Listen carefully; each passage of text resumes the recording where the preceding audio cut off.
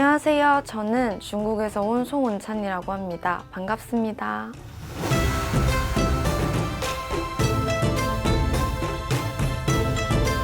한국은 2023년이 개묘년이라고 해서 검은 토끼의 해라고 하는데요.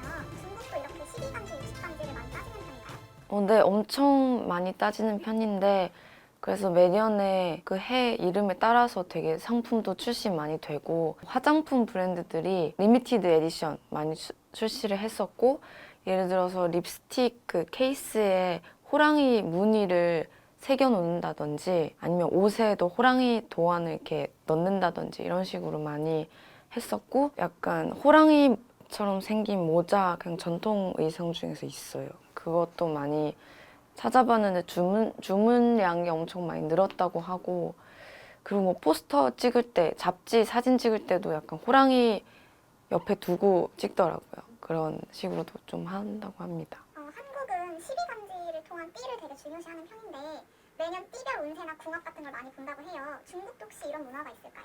네, 있습니다. 만나면은 띠를 좀, 나이를 대신에 띠를 좀 많이 물어보고, 띠마다 약간 그런 인상이라든지, 뭐, 이 띠는 이런 성격일 것 같다. 이런 것들이 좀 있거든요. 그래서 약간 MBTI 물어보듯이 물어보는 것 같아요. 어렸을 때 학생들도 막 맨날 핸드폰으로 그 좋아하는 사람이랑 그 띠 이런 궁합을 자주 찾고, 나이 들어서도 뭐 어머님들이 사위를 고르실 때 뭐 이런 띠는 나의 띠랑 안 맞으면 조금 약간 꺼려하는 그런 분들도 계시고 그래서 생각보다 되게 일상에서도 많이 언급되고 활용되고 있어요. 그 띠인 사람들의 해가 맨밍년이라는 건데 중국에서 약간 맨밍년에 대해서 여러 가지 속담이나 썰들이 나오고 있는데 맨밍년에는 안 좋은 일들이 많이 생긴다고 합니다. 좀 불길한 일들이 많이 생기고 그래서 맨밍년에는 사람들이 믿기를 빨간색 물건을 많이 사들여야 된다고 믿고 있어요.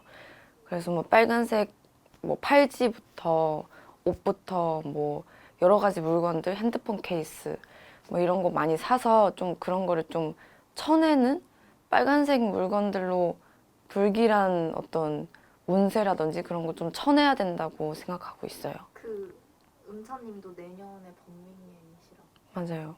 저는 토끼띠라서 내년에 이제 맨밍년인데 저도 그래서 빨간색 물건 근데 저는 이제 그런 거 믿는 건 아닌데 그래도 약간 하나의 약속처럼 돼 있는 거예요. 그냥 맨밍년에는 좀 빨간색 물건을 좀 사볼까? 이런 식으로 약간 사람들이 믿든 안 믿든 그러니까 재미로도 좀 사는 것 같아요. 그러면 중국에서는 혹시 복을 내쫓는다고 생각하는 행동이나 물건 같은 게 있을까요? 사실 약간 이거는 개인차가 엄청 심한 거고 약간 가문마다 좀 다르기도 하고 근데 이제 크게 봤을 때는 그 풍수라고 있잖아요. 뭐 새로운 집 이사 갈 때 가구를 어떻게 이제 배치하는지를 되게 중요시해요. 중국에서는. 저희 집 같은 경우에는 뭐 문 들어가자마자 침대가 있으면 안 된다.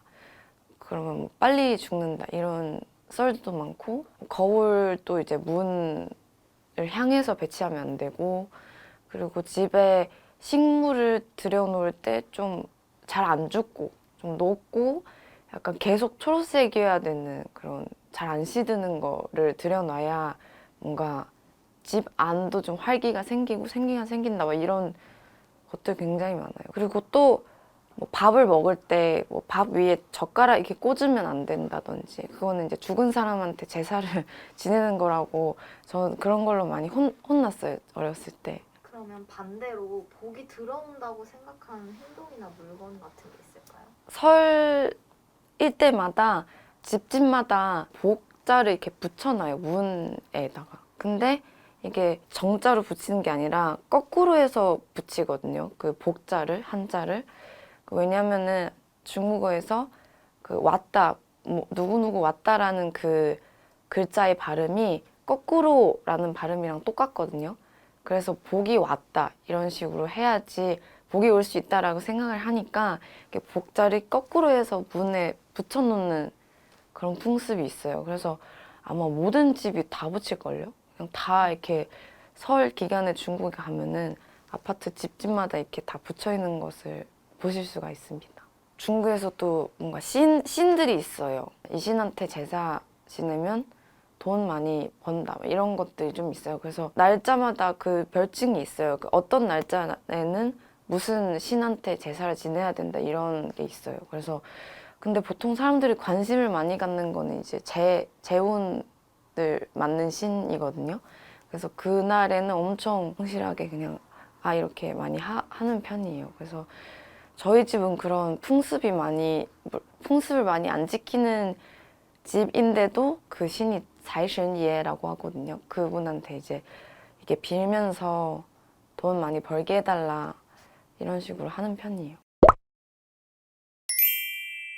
그러면 새해가 되면은 꼭 중국 사람들이 꼭 하는 그런 문화 같은 건 있을까요?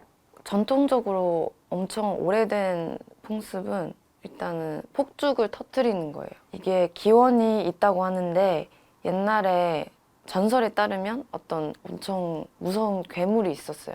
그 괴물은 그 상반신은 이제 용인데 하반신은 사자의 모양을 하고 있어요. 그래서 그 괴물이 맨날 마을로 찾아와서 사람들을 엄청 괴롭혔다고 해요. 근데 그 괴물이 유일하게 아무것도 안 무서워하는데 유일하게 무서워하는 거는 빨간색이랑 그 시끄러운 소리예요. 그래서 사람들이 좀 폭죽을 대나무로 만들어서 터트려가지고 좀 시끄럽게 만들고 그리고 폭죽을 이제 좀 빨간색으로 칠해가지고 죄송합니다. 그 괴물의 이름이 년이거든요. 그러니까 한국어로 말하면 년인데 그 년을 쫓아내는 그러니까 그런 풍습이 생겼다고 합니다. 그래서 요즘은 이제 환경 오염에 안 좋다라는 말이 엄청 많이 나오고 있어서 그리고 또 시끄럽잖아요. 그래서 사람들이 요즘 잘 안 하는 편이기도 하고 아예 지역마다 좀 다르긴 한데 거의 다 금지를 시켰다고 합니다. 그래도 이게 엄청 잘 믿고 잘 따르는 사람은 이걸 해야지 뭔가 새해다, 뭔가 복이 들어올 수 있다 생각하니까 좀 몰래 많이 해서 잡혀가고 그렇다고. 두 번째는 만두를 먹는 거예요.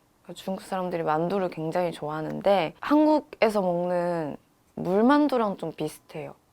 삶아서 먹는 거거든요. 막 쪄서 먹는 게 아니라 그것도 이제 거의 집에서 손으로 만들어가지고 직접 만들어서 먹어요. 안에 속이 있고 피가 있고 그래서 중국 사람들이 믿기를 이 안에 속에 되게 복을 포함해서 되게 좋은 것들이 들어가 있다고 생각해요. 집을 약간 화목하게 만들 수 있는 좋은 것들이 이렇게 다 만두 안에 있다고 생각해요. 그래서 정성스럽게 이렇게 만두를 만들어서 다 같이 가족들끼리 물에 삶아 먹어요. 근데 그게 밥으로 먹진 않고 저녁을 일단 먹은 다음에 사람들끼리 가족들끼리 얘기도 하고 놀기도 하고 마작도 하고 이렇게 하다가 좀 한 12시쯤 되면 이렇게 삶아서 먹거든요. 거의 지역 구분 없이 그냥 다 하는 것 같아요.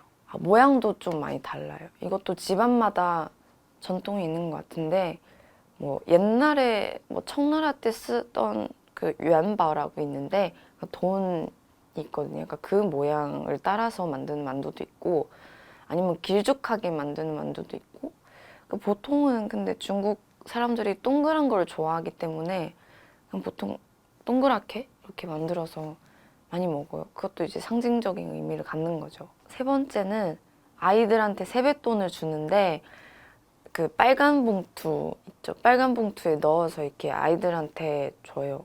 사촌 조카라든지 손자 손녀딸이라든지 가족이 아닌 그냥 보이는 아이들한테도 주시는 분들도 있어요. 근데 그게 차이가 좀 있는 게 지역마다 주는 액수가 상당히 달라요. 남쪽 같은 경우에는 그냥 복만 그런 의미만 전달하지 않을까 이런 마인드가 커서 적으면 1,000원?